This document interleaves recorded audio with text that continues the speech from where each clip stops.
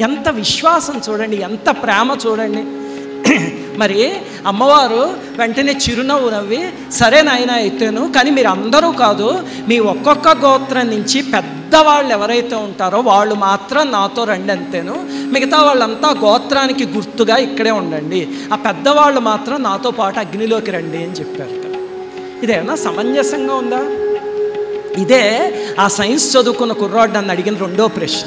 ఏమిటంటే, అమ్మవారు ఎవ్వరికీ కీడు జరగకూడదు అన్నారు, ఒక్క ప్రాణం కూడా నష్టం కలగకూడదు అన్నారు, కానీ 102 గోత్రాల వాళ్ళు దంపతి సమేతంగా ఆవిడతో అగ్నిలోకి దూకుతుంటే మరి అమ్మవారు ఎలా ఊరుకున్నారు? ఆలోచించండి. Is it logical?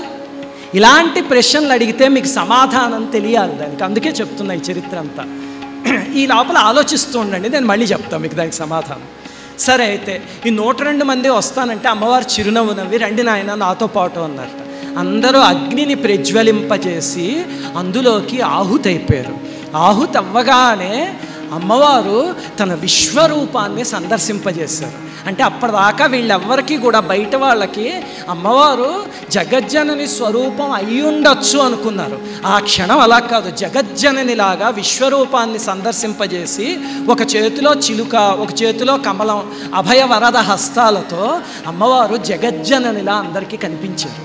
కనిపిస్తే అప్పుడు వాళ్ళందరూ పొంగిపోయారు.